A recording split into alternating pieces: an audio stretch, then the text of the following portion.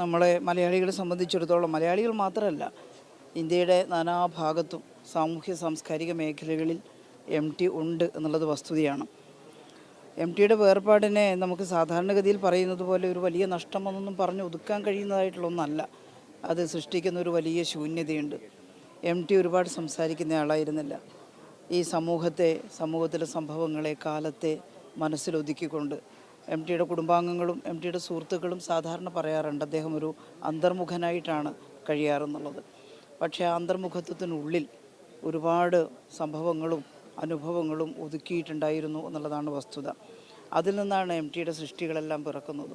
ഇപ്പോൾ എൻ്റെയൊക്കെ പ്രായത്തിലുള്ളവരുടെ യൗവനകാലം MTയുടെ പുസ്തകങ്ങളിൽ കാണുന്ന മോഹങ്ങളും മോഹഭംഗങ്ങളും എല്ലാം നിറഞ്ഞതാണ്. അതുകൊണ്ട് തന്നെ MTയുടെ കഥകളും നോവലുകളും വായിക്കുമ്പോൾ അതിൽ ഓരോ കഥാപാത്രങ്ങളും ഞങ്ങളാണെന്നാണ് ഞങ്ങളുടെ ആ തലമുറയ്ക്ക് തോന്നാറുള്ളത്. അതേപടി പുതിയ തലമുറയ്ക്കും തോന്നത്തക്ക വിധം MT എഴുത്ത് തുടർന്നു എന്നുള്ളതാണ് വസ്തുത.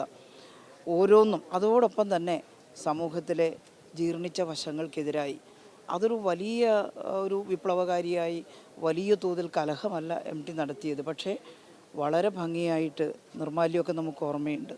സമൂഹത്തിൽ നിലനിൽക്കുന്ന ജീർണിച്ച ജാതി വ്യവസ്ഥയും അതുപോലെ കടുത്ത അന്ധവിശ്വാസങ്ങൾക്കൊക്കെ എതിരായിട്ടുള്ള ഒരു വാളോങ്ങലായിരുന്നു അത് എന്ന കാര്യത്തിൽ യാതൊരു സംശയവുമില്ല. അതൊക്കെ സൃഷ്ടിച്ചിട്ടുള്ള ഒരു പ്രതികരണവും പ്രകമ്പനവും സമൂഹത്തിലുണ്ട്. അതിൻ്റെ അനുരണനങ്ങൾ ഈ സമൂഹത്തെ മെച്ചപ്പെടുത്തിയെടുക്കുന്നതിന് കുറച്ചൊന്നുമല്ല സഹായിച്ചിട്ടുള്ളത്. ആ അർത്ഥത്തിൽ സ്വാഭാവികമായിട്ടും MT ഈ സമൂഹത്തോട് കലഹിച്ചിട്ടുണ്ട്. അത് ഇനിയും വായിക്കുന്ന ആളുകൾക്ക് ഉൾക്കൊള്ളാൻ കഴിയും വിധം അദ്ദേഹത്തിൻ്റെ അക്ഷരങ്ങളായി, അദ്ദേഹത്തിൻ്റെ വാക്കുകളായി ഈ പുസ്തകങ്ങളിലൊക്കെയുണ്ട്. അവസാനം MT പറഞ്ഞതുപോലെ ശാന്തമായിട്ട് അദ്ദേഹം കടന്നുപോയിരിക്കുന്നു.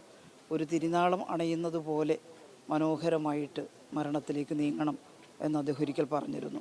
അതുപോലെയാണ് വളരെ ശാന്തമായി, ഒച്ചപ്പാടില്ലാതെ, ബഹളങ്ങളില്ലാതെ അദ്ദേഹം ഈ ലോകത്തോട് യാത്ര പറഞ്ഞിരിക്കുന്നു. 3-4 മാസം മുമ്പ് ഞാൻ അദ്ദേഹത്തെ കാണാൻ ഇവിടെ വന്നിരുന്നു. വളരെ സ്നേഹസമൃദ്ധമായിട്ടുള്ളൊരു സംസാരിക്കില്ല അദ്ദേഹം അധികം. ഒരു ചെറുപുഞ്ചിരി, അദ്ദേഹത്തിൻ്റെ ഒരു കഥയുടെ പേര് പോലെ തന്നെ ഒരു ചെറുപുഞ്ചിരി ലഭ്യമായി എന്നുള്ളത് തന്നെ ഒരു മഹാഭാഗ്യമായിട്ട് കരുതുകയാണ്. ടീച്ചറോടും മകളോടുമെല്ലാം സംസാരിച്ചു. അവരെല്ലാം നമുക്ക് പ്രിയപ്പെട്ടവരാണ്. സരസ്വതി ടീച്ചർ ഭാഗ്യവതിയായിട്ടുള്ളൊരു സ്ത്രീയാണ്. കാരണം MTയെ പോലുള്ള ഒരാൾ, ടീച്ചർ ഒരുപാട് കഴിവുള്ള ആളാണ്. എന്നാൽ ടീച്ചർ തന്നെ പറയുന്നത് അത് പ്രകാശിപ്പിക്കുന്നതിൽ ഏറ്റവും കൂടുതൽ സഹായിച്ചിട്ടുള്ളത് MTയാണ് എന്നാണ്.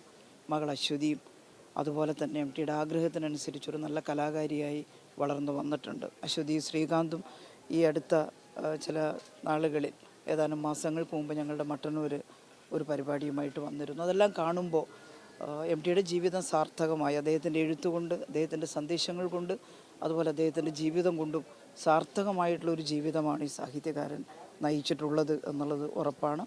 നമുക്കെല്ലാ കാലവും നമ്മളെല്ലാവരും വിടവാങ്ങേണ്ടവരാണ്. പക്ഷേ ഓരോ തലമുറ വരുമ്പോഴും അവർക്കെല്ലാം ഓർക്കാനുള്ളത് MTയുടെ സാഹിത്യത്തിലുണ്ട് എന്ന സമാധാനത്തോടു കൂടി നമുക്ക് MTയോട് വിട പറയാം. അവസാനമായ ഒരു കാര്യം കൂടെ, ഈ എഴുത്തിനൊപ്പം തന്നെ വർഗീയ ശക്തികൾക്ക് MT ഒരു ഇടവും നൽകിയിരുന്നില്ല. നാട്ടിൽ ഒരു കലഹമുണ്ടാക്കുന്ന തരത്തിൽ ഇടപെടുന്ന ആളുകൾക്ക് സ്ഥാനമില്ല എന്ന് ധൈര്യത്തോടെ പറയാനൊരു നിലപാട് MT സ്വീകരിച്ചിരുന്നു. MT ഒരിക്കലും ഏതെങ്കിലും ഒരു രാഷ്ട്രീയ പ്രസ്ഥാനത്തിൻ്റെ ഭാഗമായി പ്രവർത്തിച്ചിട്ടില്ല. പക്ഷേ MTയുടെ വർത്തമാനത്തിലൂടെയും MTയുടെ എഴുത്തിലൂടെയും എന്താണ് അദ്ദേഹത്തിൻ്റെ ആശയമെന്ന് നന്നായി പ്രകാശിപ്പിക്കാൻ അദ്ദേഹത്തിന് സാധിച്ചിട്ടുണ്ട്. നമ്മുടെ കേരളത്തിലെ മതേതര മനസ്സിൻ്റെ പ്രതിഫലനമാണ് MT എന്ന് പറയുന്നതിൽ ഒരു തെറ്റുമില്ല. ജീവിതാവസാനം വരെ അത് കാത്തു സൂക്ഷിക്കാൻ മനുഷ്യനാണ് വലുത്. മതവും ജാതിയും എല്ലാം അതിൻ്റെ പിന്നിലാണ്. മനുഷ്യത്വം കാത്തു സൂക്ഷിക്കുക എന്നുള്ളതാണ് ഏറ്റവും പ്രധാനം. അതാണ് സമൂഹത്തിൻ്റെ പുരോഗതിയിലേക്കുള്ള പുരോഗതിയാണ് MT ആഗ്രഹിച്ചിരുന്നത്. അതുകൊണ്ട് തന്നെ മതപരമായിട്ടുള്ള കടുംപിടുത്തങ്ങളൊന്നും MTക്ക് അംഗീകരിക്കാൻ കഴിയുന്നതല്ല. ആ മതേതര മനസ്സ് സൂക്ഷിച്ചു വെച്ചിട്ടുള്ള ഒരാൾ കൂടി നമുക്ക് നഷ്ടമായിരിക്കുന്നു എന്നുള്ളതാണ് കേരളത്തിൻ്റെ കനത്ത നഷ്ടം.